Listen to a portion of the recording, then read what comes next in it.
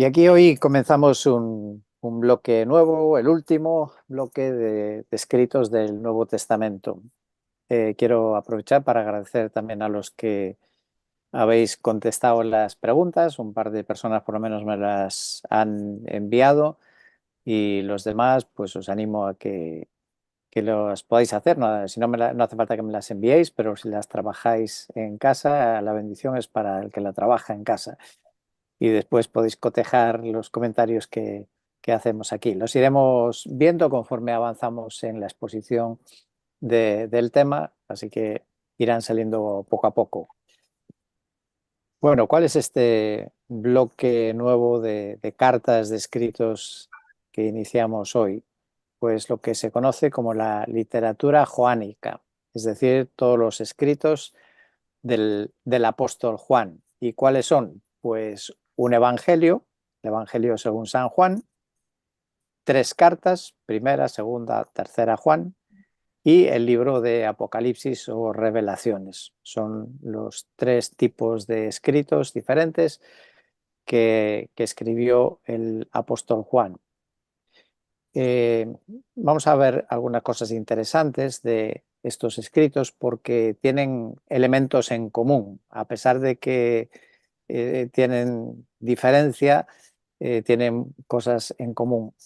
La primera cosa que llama mucho la atención es que hay una palabra para referirse a Jesús que no aparece en ningún otro libro del Nuevo Testamento más que en los escritos de Juan. Solo Juan usa esa palabra. Bueno, la he dejado ahí en blanco para que penséis eh, a alguna pista fácil, ¿no? Sobre todo la cita del Evangelio, supongo que muchos la hemos aprendido en la escuela dominical de memoria y es fácil averiguar cuál es esa palabra que solo la usa Juan y la usa además en el Evangelio, en las cartas y en Apocalipsis. Bueno, la palabra es verbo, para referirse a Jesús como el verbo que se hizo carne en el Evangelio, en la carta primera de Juan es el verbo de vida y en Apocalipsis es el verbo de Dios, esa palabra logos, donde se presenta a Jesús, al Hijo de Dios, como la palabra hecha carne, la palabra encarnada. Jesús es la comunicación de Dios al hombre. Jesús es la máxima expresión para que Dios se dé a conocer al ser humano. La mejor manera de conocer a Dios, lo más parecido que podemos ver a Dios es en la persona de Jesús y Él es el que nos transmite. De la misma manera que yo no puedo ver tus pensamientos, pero sí me puedo acercar a ellos por medio de tus palabras. Tus palabras manifiestan lo que está oculto dentro de tu cabeza, que son tus pensamientos. Así las palabras de Dios y Jesús en particular, pues nos muestra al Dios invisible. Esta palabra sí que es solo de Juan. Luego hay otras tres que también destacan mucho porque las usa de una forma especial Juan. Una de ellas es la palabra verdadero. Fijaos que de 28 veces que se encuentra en el Nuevo Testamento, 23 son de Juan, las usa Juan, así que prácticamente esta también casi es de Juan solo. 9 en los Evangelios, 4 en las cartas y 10 en Apocalipsis, con lo cual también aparecen los tres escritos de Juan. Otra palabra típica de Juan es vida, y de estos, más de la, o casi la mitad, también de todo el Nuevo Testamento, de todas las apariciones que hay en el Nuevo Testamento, casi la mitad son de Juan. Y de nuevo, en los tres tipos de escritos, en el Evangelio, en las cartas y en Apocalipsis. Y luego hay otra palabra también que casi viene a ser exclusiva de Juan, que es la palabra testimonio. Y también se encuentra en los tres tipos de escritos. Solo eso ya nos indica que apunta todo a un mismo autor. El mismo tuvo que ser el mismo que escribió el Evangelio de Juan, las cartas de Juan y también el libro de Apocalipsis. Ahora, si hay cosas en común, también hay diferencias. Hay diferencias entre los escritos. Bueno, pues en primer lugar, el género literario. Ahí lo he puesto bastante fácil, yo creo, faltan solo las vocales, pero son términos un poco raros que no se usan. Los comentamos al principio de todo, creo, cuando iniciamos esta serie y explicamos los evangelios, que forman parte de un género especial, porque son algo más que simple historia. Entonces, alguien lo ha definido como monografía histórica, que se usaba en las novelas griegas para hablar, describir la vida de hombres célebres, pero el propósito no era tanto describir su vida, lo que hicieron, sino con una finalidad de una educación moral, de transmitir un mensaje de estas personas. Y ese es el género literario del Evangelio. Así que, como decíamos en su día, los Evangelios, el Evangelio de Juan en este caso, más que narraciones, es una predicación para llevar a la fe, para llevar a las personas a la fe, sobre todo en el caso del Evangelio de Juan, como luego lo vamos a mencionar al hablar del propósito. Las otros escritos, la primera, segunda y tercera Juan, pues son cartas. Entonces no hay más que comentar, son cartas. Y finalmente Apocalipsis. Apocalipsis es un libro que tiene que ver, y de hecho de ahí viene también su nombre, tiene conexiones con una literatura que floreció en el periodo intertestamentario. Es decir, desde que terminó el Antiguo Testamento en Malaquías hasta el Nuevo Testamento, que comienza hablándonos desde Juan el Bautista, en ese periodo entre el último del Antiguo Testamento y el primero del Nuevo Testamento, pues en ese tiempo floreció la literatura apocalíptica, que se caracteriza por ser escritos con símbolos, figuras y sobre todo que hablan de crisis, de tiempos difíciles. Entonces, Apocalipsis pertenece en cuanto a su género literario a ese tipo de escritos.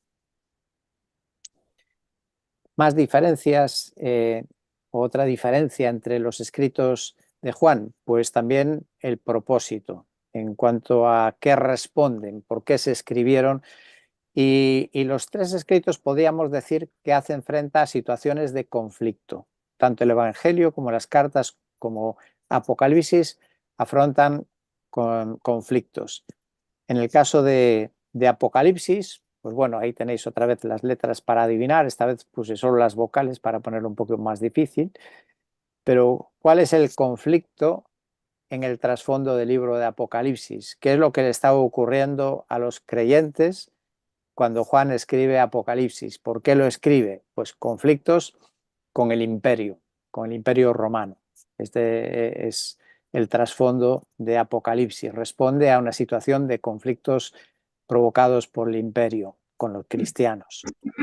Las cartas, pues en las cartas, ¿qué tipo de conflicto? Pues ahí hablamos de los falsos profetas.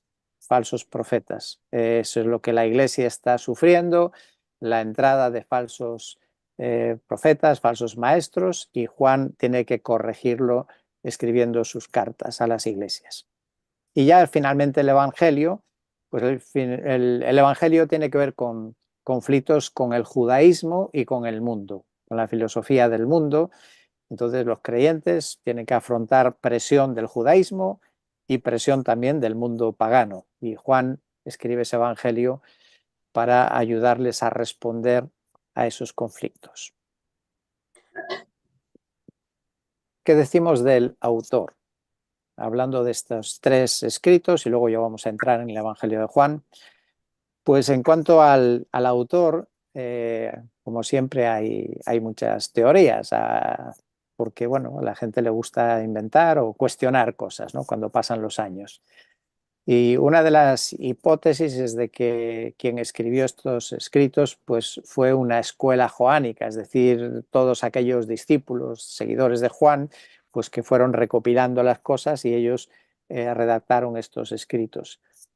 Esa propuesta viene para explicar las diferencias y también las semejanzas. ¿Por qué hay semejanzas? Bueno, porque hay una fuente común, pero hay diferencias, pues porque serían de esa escuela. Y otra hipótesis es la de que hubo dos Juanes. Bueno, Juan era un nombre más o menos común y, Y hay una hipótesis que propone que pudo haber dos Juanes, Juan el Evangelista y Juan el Anciano. Juan el Evangelista, que sería el apóstol Juan, y luego otro Juan que se define a sí mismo, se presenta como el anciano, y eso aparece en segunda Juan y en tercera Juan. Entonces algunos han dicho, y aunque esto creo que lo voy a mencionar luego otra vez un poco más en detalle al hablar del Evangelio, pues algunos han dicho que podrían ser dos Juanes diferentes. Pero la evidencia histórica, la evidencia de los escritos de la era posapostólica, de la Iglesia antigua, todos ellos atribuyen tanto el Evangelio como las cartas y Apocalipsis al apóstol Juan y no ponen ninguna duda en cuanto a esa autoría, ¿no? Entre otros Ireneo de León y muchos otros, pues hacen claramente referencia a este mismo escritor. Y luego la evidencia interna, que es lo que comentaba hace un momento en esas palabras típicas de Juan, que parece bastante evidente que es el mismo escritor, el del Evangelio, las cartas y también Apocalipsis. Pero como digo, luego este tema de la autoría, volvemos a él con un poquito más de detalle cuando entremos en cada uno de los escritos. Bien, pues dicho eso, vamos a hablar del Evangelio de Juan, hasta donde el tiempo lo permita. Es un evangelio interesante. Bueno, la canonicidad de este, por qué está incluido como un libro canónico, qué es lo que lo acredita, es interesante que existe el papiro más antiguo conocido, por lo menos hasta donde yo he recibido información, porque esto, como la arqueología sigue trabajando, cualquier día pueden aparecer más cosas, ¿no? Pero sí se conoce desde hace un tiempo este papiro que se llama el fragmento Ryland. Ese creo que es el nombre de la biblioteca, si no recuerdo mal, de Manchester, donde está guardado. Y este fue encontrado en Egipto y está datado por el año 130, lo cual quiere decir que en el año 130 ya circulaba este escrito en Egipto. Y también en otras partes del Evangelio de Juan se encuentran en papiros de mediados del siglo II y principios del siglo III, con lo cual pues está bien acreditado con fechas muy cercanas a cuando fue escrito. Juan aparece el Evangelio en todas las listas de libros canónicos. A partir del canon Muratori, que es de cerca del año 200, aparecen todos los libros, en las listas de libros reconocidos como canónicos. Y personajes de la Iglesia como Orígenes, Eusebio de Cesarea, Cirilo de Jerusalén, todos ellos así lo acreditan y de hecho en este caso nunca fue cuestionado la autoría de Juan, ni siquiera por los herejes que no aceptaban la deidad de Cristo, sin embargo no cuestionaban que Juan lo hubiera escrito. Y también aparecen comentarios de los círculos gnósticos del siglo II, donde en esos escritos el Evangelio de la Verdad o el Evangelio de Felipe también hacen mención a Juan como y este Evangelio como reconocido como canónico. Entonces, abundando un poco más en la autoría de Juan el apóstol como autor del Evangelio, claro, el Evangelio en realidad es anónimo. Si tú cogieras, tuvieras el original delante, no dice en ningún lugar que Juan lo escribió. Por eso, propiamente, es un escrito anónimo. Igual que los otros tres evangelios, Mateo, Marcos y Lucas, tampoco ponen quién lo escribió. Y es normal en un sentido porque hay una diferencia entre una carta y un evangelio. Una carta, pues es lógico que aparezca quién la escribe y a quién se dirige, pero un evangelio es otro tipo de documento, como dijimos antes. Pero, dicho eso, se puede observar en el testimonio histórico de la Iglesia y también muchas veces hay pistas dentro del propio texto que apuntan a quién pudo ser el escritor. Y entonces vamos a considerar un poco por qué se atribuye a Juan el Apóstol este escrito. En primer lugar, porque hay evidencias internas que apuntan a un judío palestino que concuerda con Juan. Y es muy interesante este versículo del capítulo 1, versículo 14. Dice acerca de Jesús que el verbo se hizo carne y habitó entre nosotros. Y he señalado la palabra habitó porque esa palabra, si se tradujera literal de lo que escribió Juan, sería tabernaculeó. Claro, eso no existe en castellano, supongo, pero eso sería la palabra literal que puso Juan, tabernaculeó. Es decir, Jesús puso su tienda entre nosotros. Es una clarísima referencia al tabernáculo. Era así como se disponía el pueblo de Dios alrededor del tabernáculo y el tabernáculo en el centro, manifestando la presencia de Dios en medio de su pueblo. Y además, fijaos que dice, habitó entre nosotros y vimos su gloria. Y donde estaba el tabernáculo, encima se mostraba lo que se conoce como la Shekinah, es decir, la gloria de Dios posaba sobre el tabernáculo. Así que es muy evidente en este versículo, que aún así a simple vista en castellano, pues quizá no lo vemos, pero al tener en cuenta este significado de esa palabra habitó, está muy claro quién escribe pues su contexto judío. También es un testigo ocular. Cuando leemos los textos, pues dice que vio, fijaos que dice, habitó entre nosotros y vimos. Él se incluye, él vio las manifestaciones de Jesús, la gloria de Jesús, que podría ser una referencia mismo a la transfiguración, que sabemos que Juan estuvo también en el monte de la transfiguración. Y al final, el capítulo 19, versículo 35, dice, el que lo ha visto ha dado testimonio. Juan escribe, el escritor, vamos a dejar de momento el nombre de Juan, vamos a probar que es Juan, pues el que lo escribió es alguien que ha visto las cosas. Y bueno, pues sí sabemos que Juan estuvo ahí acompañando a Jesús. Y luego hay detalles. Los detalles que da solo puede ser de alguien que estuvo presente. Por ejemplo, en Juan capítulo 2, ¿qué nos cuenta al principio? Juan capítulo 2 nos cuenta esa historia que se considera el primero de los milagros de Jesús, las bodas de Caná. Y fijaos los detalles que da. Dice que había allí 6 tinajas de piedra puestas para ser usadas en el rito de la purificación de los judíos y en cada una cabían 2 o 3 cántaros. Es decir, da el número de tinajas, para qué estaban allí, cuál era el uso y además la medida, cuánto medían. Y bueno, esa medida, no sé si sabéis cuánto es. Dice, cabían 2 o 3 cántaros. Bueno, pues si tienes la versión internacional tienes ventaja porque ya traducen el equivalente en castellano, más o menos, y eso a la medida es alrededor de 100 litros. Bueno, lo que quiero decir es que con esos detalles da a entender clarísimamente que quien escribe estuvo allí presente. Y también Juan nos da el nombre, esa es la cita última que está puesta ahí, 18:10, nos da el nombre del que cortó la oreja derecha al siervo del sumo sacerdote. Así que él tuvo que estar ahí, cosa que ninguno de los otros evangelios nos dicen. Se llamaba Malco. Y por eso algunos dicen que este es el primer torero de la historia porque cortó una oreja. Bien, pues ahí Juan es el único que nos da el nombre del siervo del sumo sacerdote. ¿Qué más podemos ver en el texto?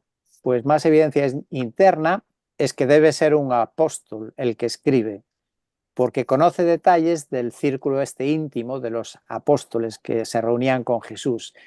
Las citas que están puestas ahí son citas todas que hablan de sus discípulos, y habla de que sus discípulos creyeron en él, sus discípulos se acordaron de lo que estaba escrito, sus discípulos una y otra vez, ¿no? Está refiriéndose a ellos como alguien que estaba allí delante escuchando lo que decían o cómo reaccionaban a las palabras de Jesús.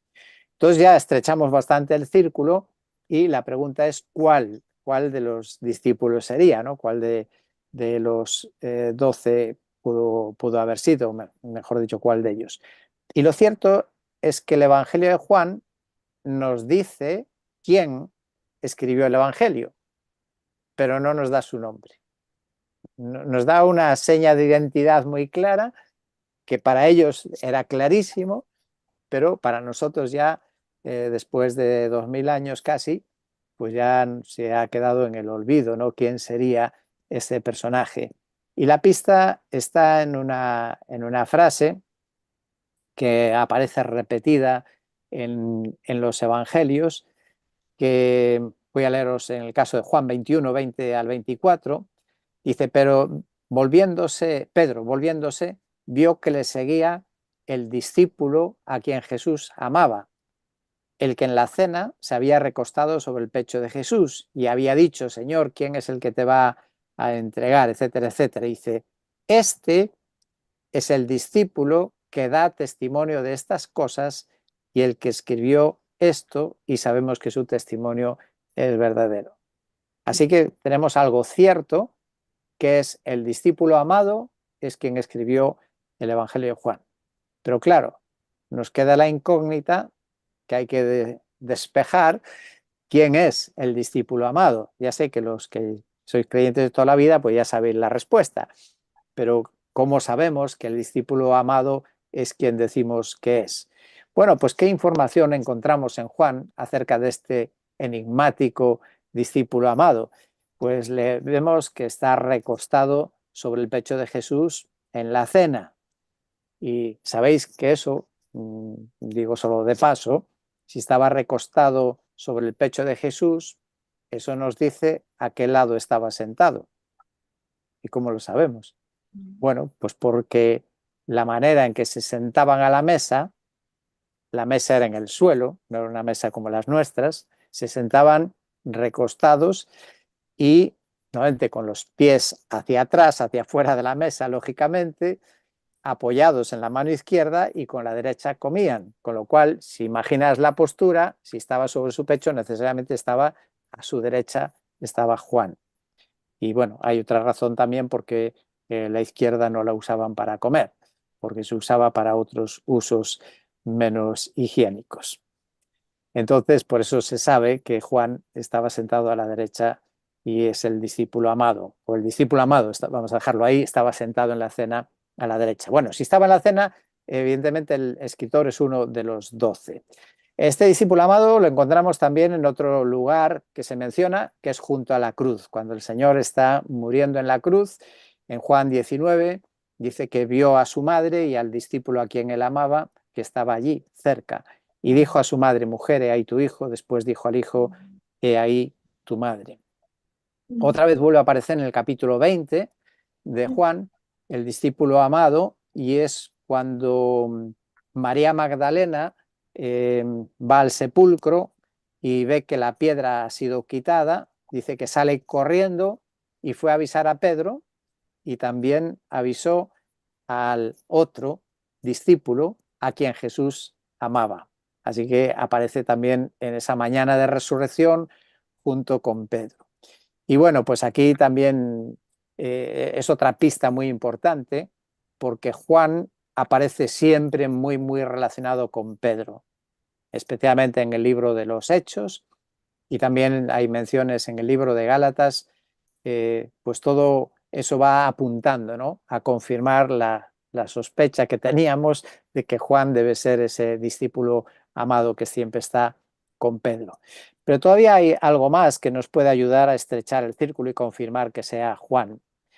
Y es Juan capítulo 21, versículo 2. Ahí se mencionan a 7 y debe ser uno de esos 7. Y lo que hacemos es descartar quién puede ser y quién no puede ser, mejor dicho. ¿Y a cuáles descartaríamos? Pues evidentemente no es de los que menciona su nombre, porque si no diría, no diría lo del discípulo amado siempre en anónimo, ¿no? Si pusiera su nombre no tiene sentido que apareciera ahí. Entonces es uno de los que no menciona su nombre. No puede ser uno de los dos hijos de Zebedeo, Jacobo, porque Jacobo ya había muerto. En Hechos capítulo 12 se cuenta su muerte en una época temprana de la iglesia. Y luego hay otros dos que son totalmente anónimos, que no se nos dice nada de ellos y no es normal que sean el autor porque son unos desconocidos. Con lo cual parece todo apuntar a que nos queda el otro hijo de Zebedeo, que efectivamente es el apóstol Juan.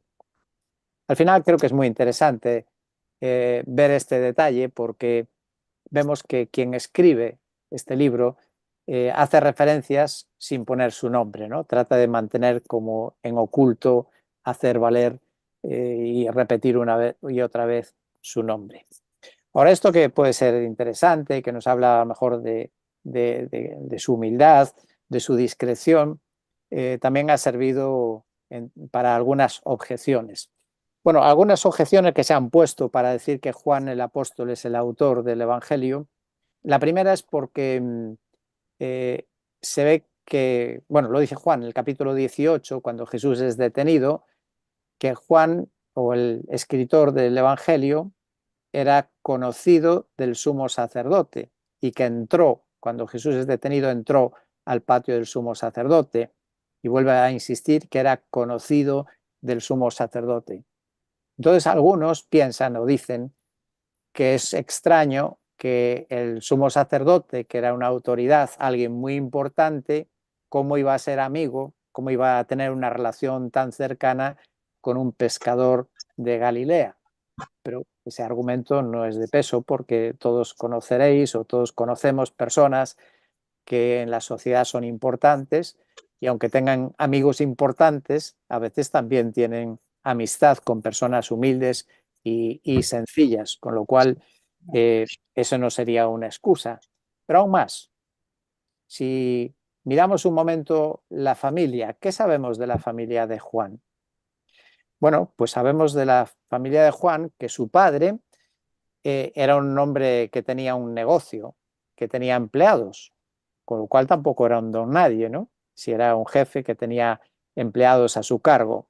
Eso lo dice Marcos, capítulo 1, versículo 20, cuando, cuando el Señor lo llama, ¿no? A Jacobo y a su hermano Juan, a los dos, pues dice que dejaron a su padre Zebedeo en la barca con los jornaleros, así que tenía empleados a su cargo. ¿Y qué sabemos de la madre de Juan? Bueno, pues Salomé, dice tanto Mateo como Lucas, que servía a Jesús con sus bienes. Así que tenía una posición acomodada que le permitía contribuir para el sostenimiento de Jesús y de los apóstoles en sus viajes y sus salidas, con lo cual pues habla un poco de una posición acomodada.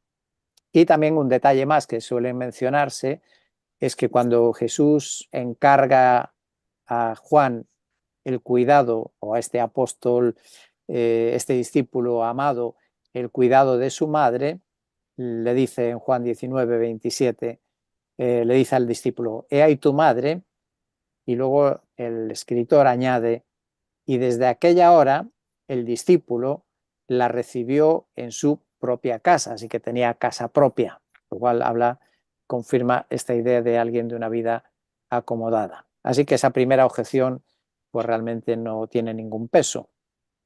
¿Cuál es la otra objeción? Pues lo que hablamos hace un momento, de que habla de sí mismo como el discípulo a quien Jesús amaba. Y claro, puede sonar un poco a pretencioso, ¿no? Decía, es que yo era el favorito de Jesús. Y entonces dice, eso pues no es muy normal que lo escriba. Pero más bien es todo lo contrario, porque lo que está haciendo es ponerse en el anonimato. De hecho, nos ha costado trabajo descubrir quién es este discípulo amado y pensar que sea Juan. Hay un autor que propone que el escritor se estaría llamando a sí mismo a lo largo del Evangelio, porque lo repite más veces, la idea del discípulo, ¿no? El discípulo, sin dar más nombres. De hecho, es uno de los dos discípulos de Juan el Bautista que siguen a Jesús, pues solo da el nombre de Andrés y no dice cuál es el otro. Y más adelante vuelve a hablar de el discípulo y luego vuelve a decir un discípulo. Pero claro, llega un momento en que se hace necesario como aclarar un poco más. ¿Quién es ese un discípulo? ¿Quién es ese otro discípulo tan anónimo? Y que él entonces estaría usando la frase que él no se pone a sí mismo, sino que sus compañeros o los que rodeaban, los discípulos que rodeaban a Jesús, se lo habían puesto a él, llamándole el discípulo al que Jesús amaba, que era el otro discípulo, el que está junto a la cruz. Con lo cual sería como un mote que le habían puesto, no es él que se está proponiendo, sino que era un mote con el cual Juan era conocido. Ese es el argumento de uno de los padres de la Iglesia, de Ireneo, que lo sostiene así. Y finalmente, la tercera objeción, que también vamos a responder a ella, es que recordaréis que a Juan y a su hermano Jacobo pues tenían un apodo y les llamaban como apodo los hijos del trueno. Y eso no era porque eran unos chicos tranquilos, sino por su carácter, su vehemencia. Entonces algunos han dicho, ¿cómo puede ser que si es un hijo del trueno se le llame el discípulo amado, a quien Jesús amaba? Pero de nuevo, esto es más una caricatura y por eso tenéis ahí esa imagen. Esa imagen es el cuadro de Rubens, donde él dibuja a Juan. Y en ese cuadro y en otros hay una tendencia a dibujar a Juan casi incluso con un tono un poco afeminado, ¿no? Como alguien suave, como alguien blandito, como alguien... eh, y claro, el hijo del trueno no es esa idea, pero es que no está en contradicción. De hecho, ¿cuántas veces el hijo difícil es el hijo a veces más amado por unos padres, ¿no? Aunque todos los padres debemos amar por igual a nuestros hijos, pero a veces aquel hijo que nos causa más problemas y más preocupación, al final pues hay también una relación a veces especial. Y puede ser algo así, ¿no? Es como cuando Jesús dice, ¿quién amó más? ¿No? Pues al que más se le perdonó, es decir, al que más peca, le ama más. Y podría ir un poco más en esa dirección y no sería incompatible con describirle como el hijo del trueno. Bueno, esas serían pistas internas. Y luego tenemos la otra fuente, que son las fuentes externas, donde se afirma que Juan el apóstol es el escritor del Evangelio. Uno de ellos, Policarpo. Policarpo murió mártir en Esmirna en el año 156 y él afirma, que según lo dice Eusebio en su historia eclesiástica, Policarpo afirma que él estuvo con el apóstol, ¿no? Porque eso lo dice Ireneo. Entonces, alguien que conoció de cerca, de primera mano, al apóstol Juan.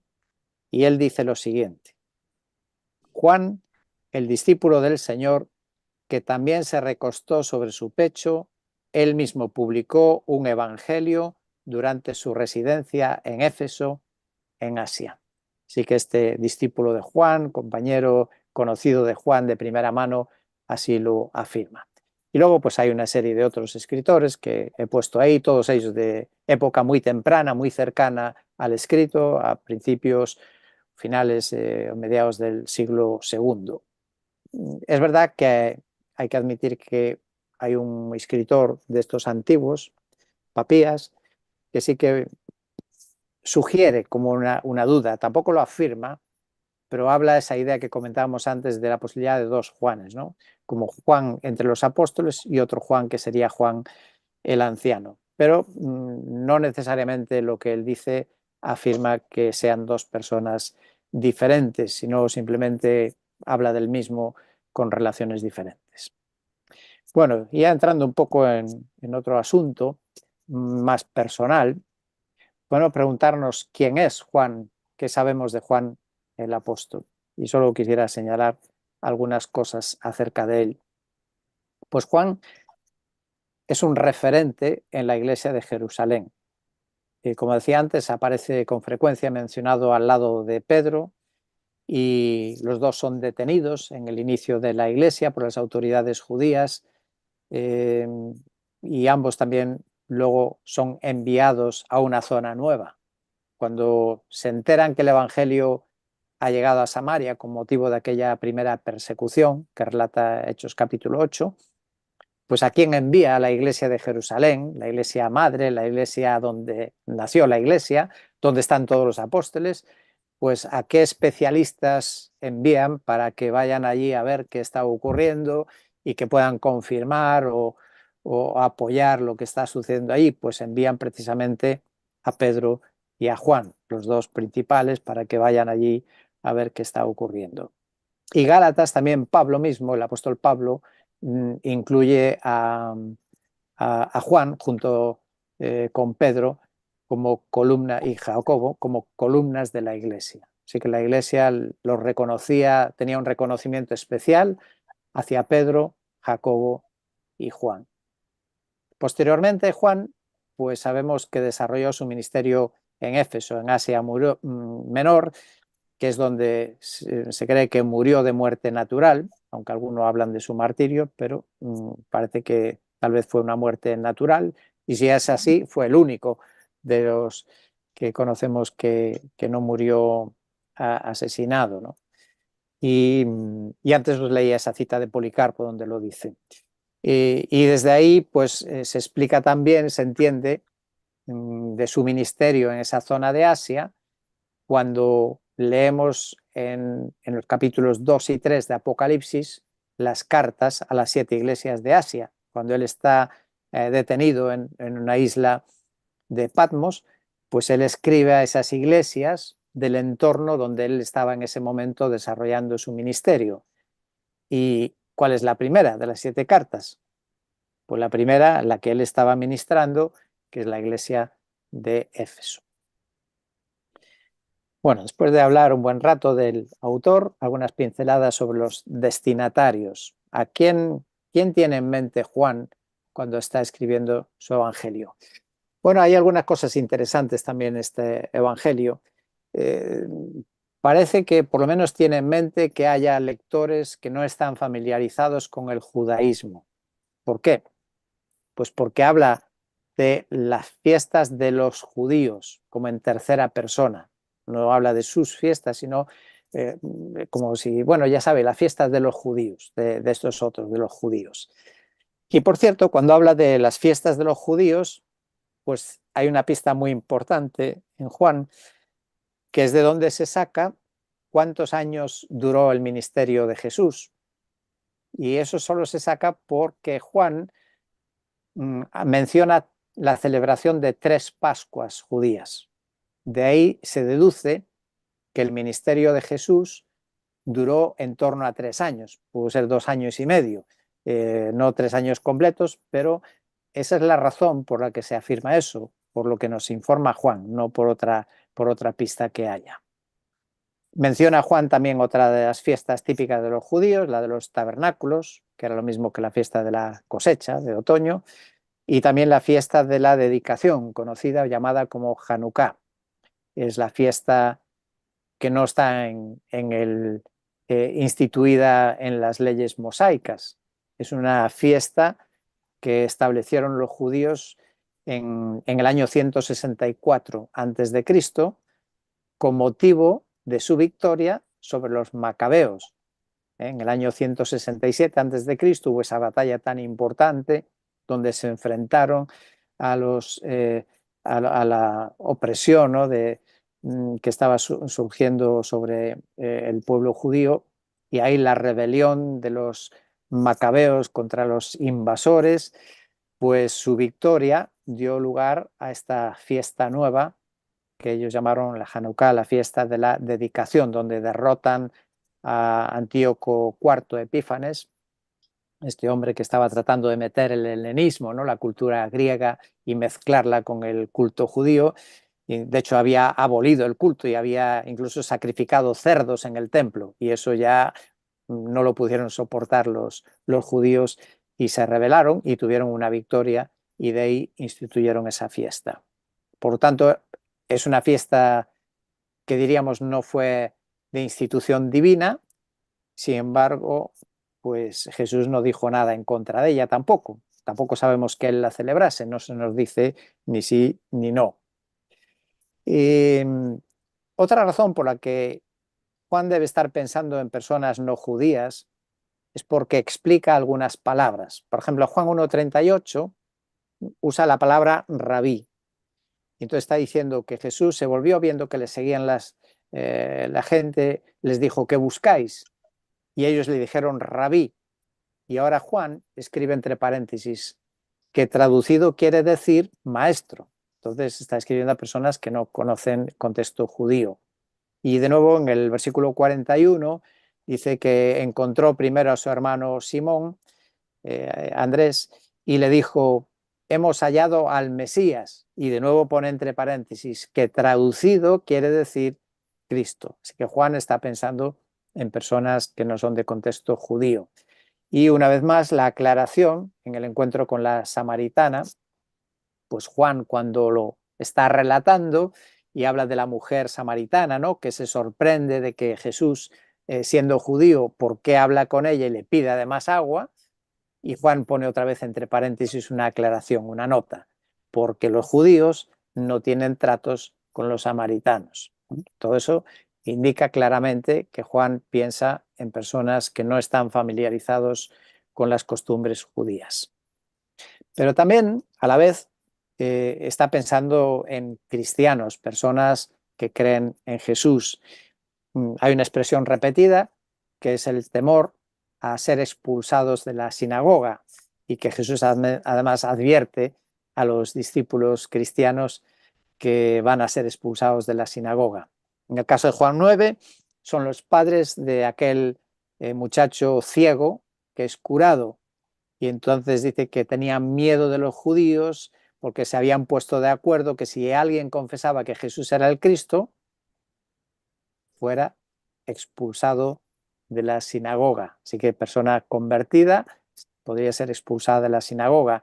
También se habla en Juan 12 de gobernantes convertidos. ¿No? Interesante, ¿no?, que el Evangelio llegó a gente importante en sus inicios.